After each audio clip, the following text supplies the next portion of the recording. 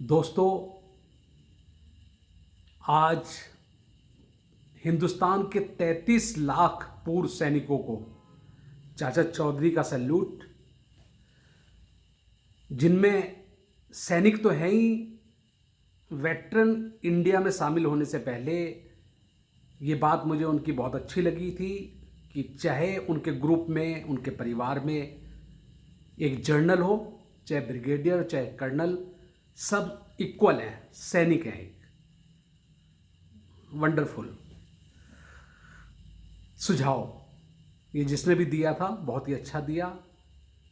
हमें बहुत खुशी है इस बात की, क्योंकि जब कोई चीज़ में कोई भेदभाव नहीं होता, एक प्रधानमंत्री का बेटा जब किसी स्कूल में पढ़ता है और एक चौकीदार का बेटा उसी स्कूल में साथ साथ बैठकर खाना खाते हैं, एक ही ड्रेस में रहते हैं, तो वहाँ की बात ही कुछ और है।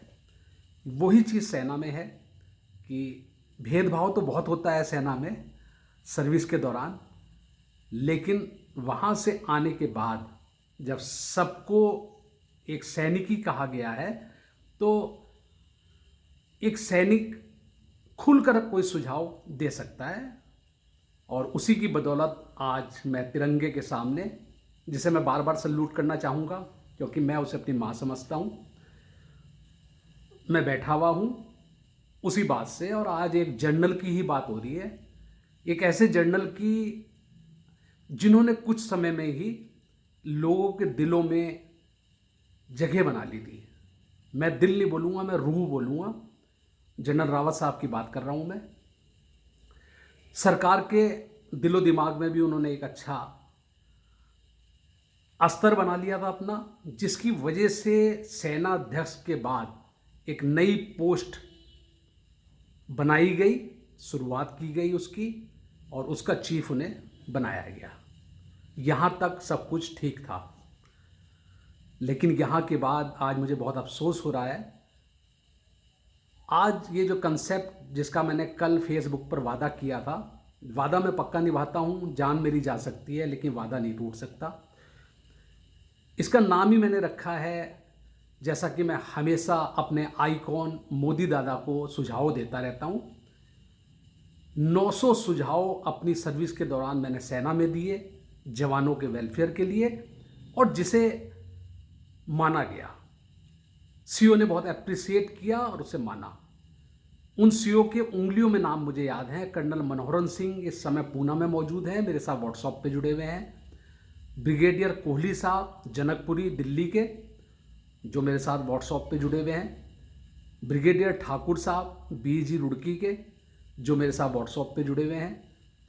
कमांडर एनसीसी, ऐसे बहुत से लोग हैं जो आज भी मेरे साथ जुड़े हुए हैं, क्योंकि मैं उनके सिखाए हुए तरीके से सिविल में आने के बाद सिविल सोसाइटी के लिए, सरकार के लिए ईमानदारी से काम कर रहा हूँ। दोस्तों, मैं आदरणीय मोदी सरकार को और मोदी दादा को नमस्कार करता हूँ, और ये एपिसोड जो मेरा है ये मैं उन्हीं के चरणों में समर्पित करना चाह रहा हूँ। एक शक हटा रहा हूँ जो कैंसर की तरह फैलता जा रहा है। कोरोना क्या है उसके सामने? कुछ भी नहीं, नथिंग। आदरणीय प्रधानमंत्री जी, आपको याद होगा, आज ही मेरी एक पोस्ट 4 साल पहले जो मैंने आपके चरणों में समर्पित करी थी, वो रिपीट हुई है, फेसबुक पर डली हुई है, जिसमें मैंने सैनिकों को जो विकलांग हो जाते हैं उनकी पेंशन को बढ़ाने की फरमाइश, सुझाव आपको दिया था। अब उसे कितना मानती है सरकार, कितना नहीं मानती, ये तो आपके ऊपर है। लेकिन ऊपर के लोग, ऊपर के मतलब जनरल, वो हमारा गलत संदेश आप तक पहुंचाते हैं, जिसकी वजह से हमें या सैनिकों को जो हवलदार रैंक तक हैं उन्हें उसका वेलफेयर नहीं मिल पाता। ये बिल्कुल सच है, ट्रुथ है, मेरी 40 साल का अनुभव है। जनरल रावत साहब को आपने प्रमोशन देकर एक अच्छा ओहदा इस समय दे दिया है, बहुत ही हम इसका अप्रिशिएट करते हैं, इसके लिए हमें कोई रंजो गम नहीं है। लेकिन एक पिता का फर्ज उन्होंने कैसे भुला दिया, और अब उन्होंने एक ऐसा सुझाव दिया है जिसमें वो हीरो की जगह लोगों के दुश्मन बनते जा रहे हैं। और चलिए, उन्होंने सुझाव गलत दिया, वो उनकी गलती है। मैं पेंशन की बात कर रहा हूँ, जो वो 50% पेंशन करने की बात जवानों की कर रहे हैं और सरकार को एक झुंझुना पकड़ाने की कोशिश कर रहे हैं कि मैं इस सुझाव के जरिए सरकार का काफ़ी मोटा पैसा सेव कर सकता हूँ। और इसके पीछे भी मैंने सुना है लोगों से कि वो अब रिटायरमेंट होने के बाद उनकी नज़र जो है वो राज्यपाल पे है कि उन्हें किसी प्रदेश का राज्यपाल बना दिया जाएगा। बहुत गलत। इंसान को सब्र जरूर होना चाहिए। ईश्वर ने उन्हें इतना फल दिया है उनकी सर्विस का, इतनी सम्मानित पोस्ट दी है, बहुत है। लालच में आप दूसरों की ज़मीन में पाप के बीज बोने ही पड़ेंगे। आपने अपने ही बच्चों के साथ गद्दारी करी, आपने अपने ही बच्चों के पेट पर लात मारने की कोशिश करी। आपको तो पिता समझते हैं सारे सैनिक जितने भी हैं, फिर ऐसा क्यों सर? सिर्फ एक राज्यपाल की पोस्ट के लिए? सपोज करिए वो आपको मिल भी गई, आपको उत्तराखंड का राज्यपाल बना दिया गया, तो सर वो बद्दुआओं का क्या होगा? जो सैनिक 33 लाख सैनिक और उनके परिवार जोड़ दीजिए, एक परिवार में कम से कम 50 मेंबर होते हैं। यदि आज चाचा चौधरी भारतीय जनता पार्टी का वफादार है तो है, यदि मेरा वोट सरकार को जा रहा है तो मेरे पीछे 50 आदमियों का और भी वोट जा रहा है। और इसी तरह मेरे चाहने वाले जितने भी हैं 33 लाख लोग इंटू 50 उन्हें कर दीजिए, कितना स्ट्रेंथ बैठता है। सरकार ना जाने कितने राज्यों में तो हम ही बनवा देते हैं पूर्व सैनिक। तो पूर्व सैनिक को आप कम मत समझिए। आदरणीय मोदी जी, सुझाव तो आते रहते हैं जाते रहते हैं, जर्नल आते रहते हैं जाते रहते हैं, राज्यपाल बनते हैं, खुदा को प्यारे हो जाते हैं। मैं जनरल रावत से ही कह रहा हूं कि यदि एक दिन के लिए वो राज्यपाल बना भी दिए गए और दूसरे दिन उनकी मौत हो जाती है, क्योंकि उन बद्दुआओं का क्या होगा जो देनी शुरू कर दी है लोगों ने। मैंने बहुत से वीडियो देखने के बाद ये निर्णय लिया कि मैं आदरणीय मोदी जी के चरणों में रावत साहब को इंडिकेट करते हुए एक वीडियो जरूर डालूं और लोगों की गलतफहमी हटाऊं। देखिए, मैं 17 साल से रिटायरमेंट हो गया हूं और समाज सेवा कर रहा हूं। मोदी दादा को मैंने यदि आइकॉन माना है तो वो मरते दम तक मानूंगा, चाहे कितने भी लोगों ने मेरा इस बात का ऑब्जेक्शन किया हो, लेकिन मैं नहीं माना, क्योंकि मोदी दादा की बातें, ईमानदारी, निस्वार्थ भावना से प्यार देश के प्रति, वो मुझे पसंद है। अब पसंद है तो है। चाचा चौधरी उनके चरणों में के पीछे चलने का प्रयास कर रहा है तो करता रहेगा।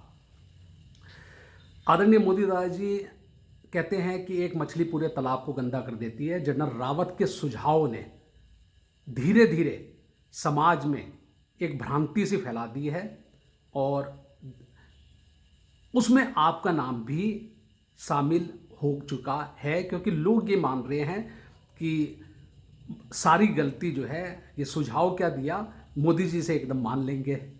लेकिन उन्हें नहीं पता है कि मोदी जी भी मेरी ही वृश्चिक राशि के हैं और वृश्चिक राशि के लोग सुनते सबकी हैं लेकिन करते अपने मन की हैं, क्योंकि मैं अपने मन की करता हूँ। आज यदि मैं 33 लाख इंटू 5 लोगों से जुड़ रहा हूँ तो सिर्फ इसी वजह से कि ये मेरे मन की आवाज़ थी, मेरे दिल की आवाज़ थी, मेरी ईमानदारी की आवाज़ थी। सर, आप इस बात को बिल्कुल मत मानिएगा।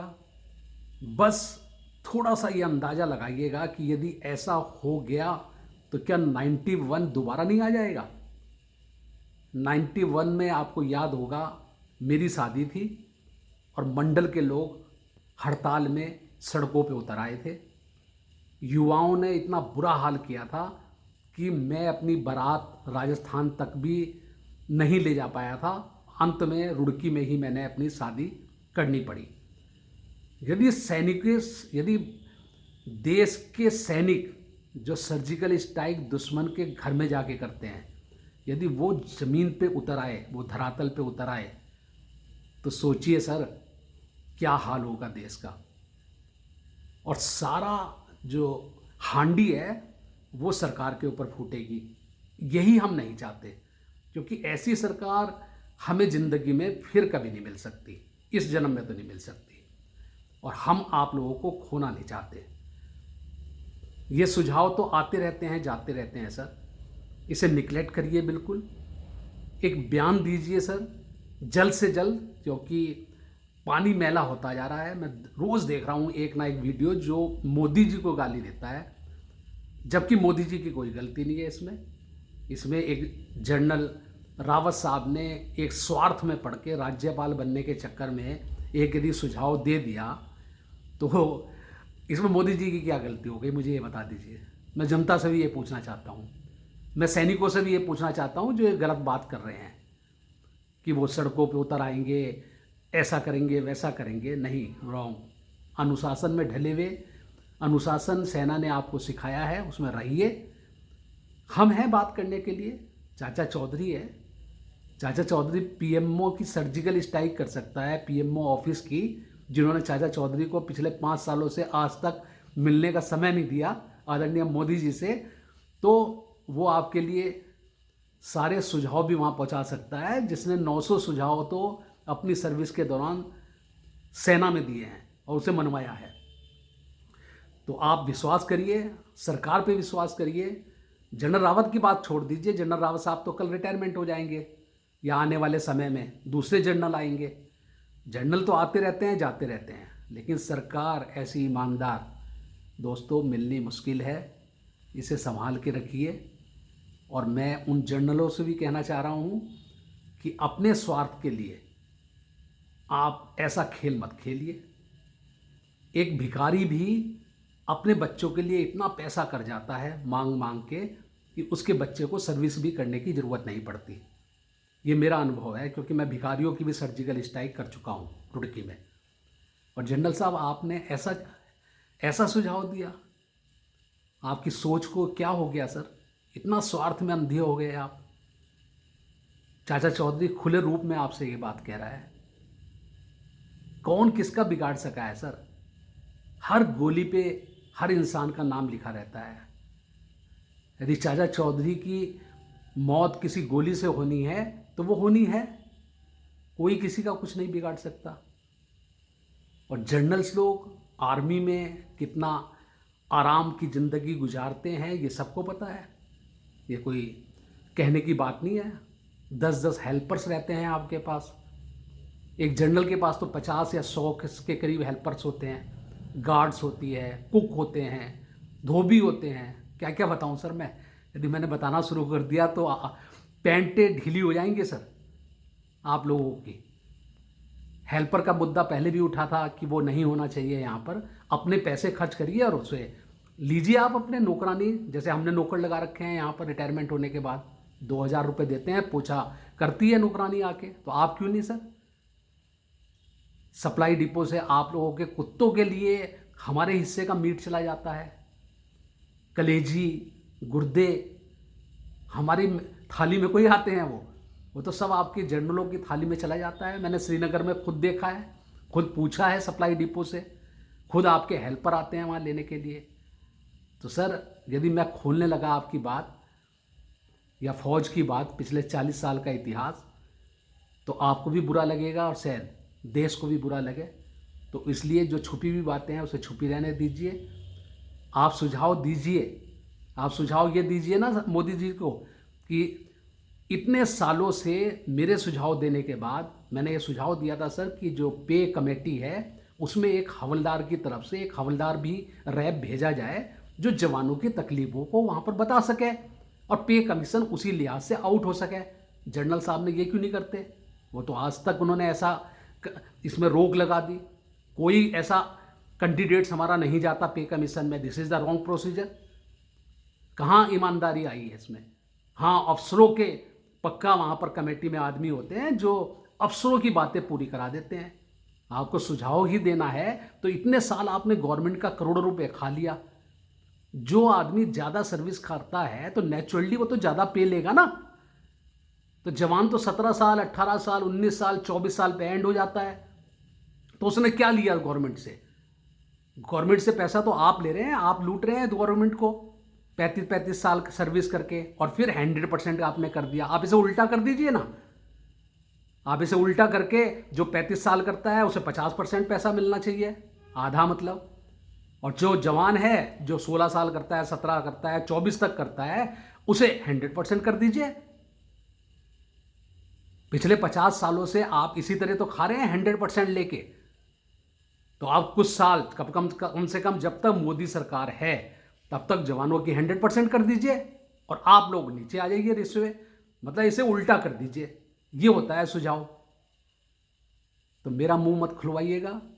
और आदरणीय मोदी जी, गुस्सा इंसान को आता ही है जब उसके पेट पे लात लगती है।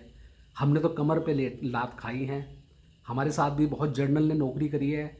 1979 में जनरल ओपी मल्होत्रा, रॉड्रिक साहब, इन लोगों से साथ मिलकर हमने ज्ञान भी लिया है उनका, उनके पीए रह के उनसे कुछ सीखा है। आज उसी सीख का इस्तेमाल हम स्वच्छ भारत मिशन में as a brand ambassador Roorkee कर रहे हैं।